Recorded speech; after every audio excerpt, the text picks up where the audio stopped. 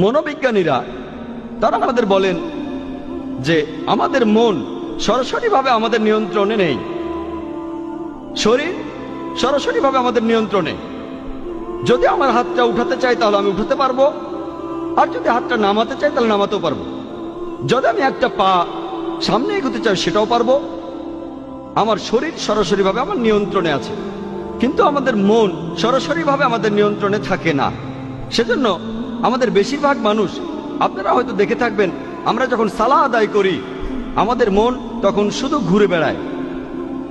যেমন ধরুন, একজন ছাত্র তার কোনো একটা পরীক্ষা দেওয়ার পর যদি সে সালাহ আদায় করে, সে সেই সময়ে তার পরীক্ষার খাতার কথাই চিন্তা করতে থাকে। সে তখন ভাবতে থাকে, আমি 2 নম্বর প্রশ্নে যে উত্তরটা দিয়েছি সেটা না লিখে আমার এটা লেখা উচিত ছিল। যদি কোনো ব্যবসায়ী সালাহ আদায় করে, সে চিন্তা করতে থাকে যে আজকে আমি কতখানি লাভ করলাম, কতগুলো জিনিস আমি বিক্রি করলাম। যদি একজন গৃহিণী সালাহ আদায় করে, সে তখন হয়তো ভাবতে পারে যে আমার স্বামীর জন্য আজকে আমি কি রান্না করব, বিরিয়ানি রান্না করব নাকি পোলাও। এটা খুবই স্বাভাবিক যে সালাতের সময় আমাদের মন শুধু এখানে ওখানে ঘুরে বেড়ায়। আমাদের মন ঘুরে বেড়ায় কেন? এর কারণ হলো আমাদের মানুষের মন আসলে খালি, আর এই মন খালি থাকতে পারে না, সেজন্য মন ঘুরে বেড়ায়। বেশিরভাগ মুসলিম সালাহ আদায়ের সময় যেগুলো আমরা বলি সেগুলো জানেন। সূরা ফাতিহা, পবিত্র কোরআনের আরো কিছু আয়াত, পবিত্র কোরআনের কয়েকটা ছোট ছোট সূরা, এগুলো আমরা সালাতের সময় বলি। মুসলিমরা আমরা এগুলো এত যান্ত্রিকভাবে পড়ি যে আপনি যদি কোনো মুসলিমকে ঘুম থেকে ডেকে তোলেন আর তাকে সূরা ফাতিহা বলতে বলেন, সে এই কাজটা 100 মাইল স্পিডে করতে পারবে। বিসমিল্লাহির রহমানির রহিম, আলহামদুলিল্লাহি রাব্বিল আলামিন, মালিক ইয়াউমিদ্দিন, ইয়াকা না'বুদু ওয়া ইয়াকা নাস্তাঈন। একেবারে যান্ত্রিক। যেহেতু এটা যান্ত্রিক, আমাদের মনের খুব সামান্য একটা অংশ এখানে ব্যস্ত থাকে। এই যান্ত্রিক অংশগুলো বলার সময় আমরা সেগুলো ভালোভাবে জানি, যেমন সূরা ফাতিহা আর কোরআনের অন্যান্য আয়াত। বেশিরভাগ মুসলিম আমরা বেশিরভাগই অনারব, আমরা আরবি ভাষায় কথাবার্তা বুঝতে পারি না।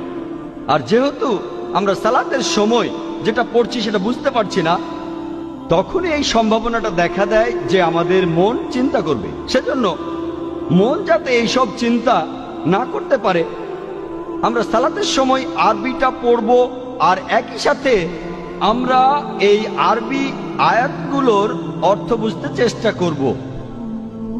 যদি ইংরেজি জানেন, ইংরেজি অনুবাদটা মনে করেন। যদি আপনি উর্দু জানেন, উর্দু অনুবাদটা মনে করেন। যদি আপনি হিন্দি জানেন, হিন্দি অনুবাদটা মনে করেন। যদি মারাঠি ভাষা জানেন সেটা মনে করেন। যদি গুজরাটি ভাষা জানেন সেটা মনে করেন। আপনি সেই ভাষার অনুবাদটা মনে রাখেন যে ভাষাটা আপনি সবচেয়ে ভালো জানেন। যেমন ধরুন, আমরা যখন সূরা ফাতিহা পড়ি, বিসমিল্লাহির রহমানির রহিম, দয়াময় ও পরম দয়ালু আল্লাহর নামে শুরু করছি। আলহামদুলিল্লাহি রাব্বিল আলামিন, সকল প্রশংসা জগৎ সমূহের মালিক আল্লাহ। আর রহমান রহিম, যিনি দয়াময় এবং পরম দয়ালু। মালিক ইয়াউমিদ্দিন, তিনি কর্মফল দিবসের মালিক। ইয়াকা না'বুদু ওয়া ইয়াকা নাস্তাঈন, আমরা শুধু তোমার ইবাদত করি, শুধু তোমার সাহায্য চাই। ইহদিনাস সিরাতাল মুস্তাকিম, আমাদের সরল পথ দেখাও। ইহদিনাস সিরাতাল মুস্তাকিম সিরাতাল লাযিনা আন'আমতা আলাইহিম গায়রিল মাগদুবি আলাইহিম ওয়ালাদ-দাল্লিন, তাদের পথ যাদেরকে তুমি অনুগ্রহ দান করেছো, এবং তাদের পথ নয় যারা ক্রোধ নিপতিত, আর তাদের নয় যারা পথভ্রষ্ট। যখন এই সূরা ফাতিহা আপনি পড়বেন অথবা আরবিতে অন্য আয়াত পড়বেন, একই সাথে অর্থটাও মনে করুন, আর আপনার মন তখন ঘুরে বেড়াবে না।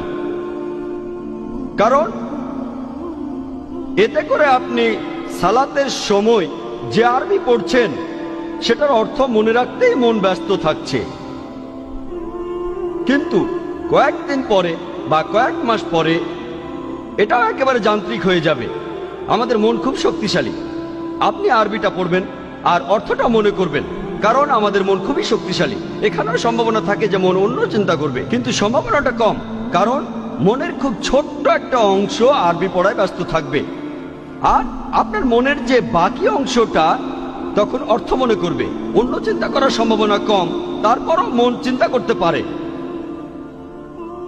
মনের এই চিন্তা দূর করার জন্য আপনি আরবিতে আয়াতগুলো পড়বেন আর সেগুলোর অর্থ মনে করবেন। এছাড়াও আপনি মনোযোগ দেবেন যে আয়াতগুলো পড়ছেন আর তার অর্থ মনে করছেন। একজন মানুষ দুটো জিনিসের উপরে 100% মনোযোগ দিতে পারে না। দুটো জিনিসের উপর 50% মনোযোগ দেওয়া যায় বা 80% 20%, কিন্তু 100% দুটো আলাদা জিনিসের উপরে কেউ মনোযোগ দিতে পারে না। তাহলে যত বেশি মনোযোগ দেবেন আপনার মন ততখানি কম ঘোরাঘুরি করবে। মনের এই ঘোরাঘুরি বন্ধ করতে আমরা আরবি আয়াতগুলো পড়ব, আয়াতের অর্থ বুঝবো আর সেই অর্থের উপর মনোযোগ দেব। তাহলে ইনশাআল্লাহ আমাদের মন ঘোরাঘুরি করবে না।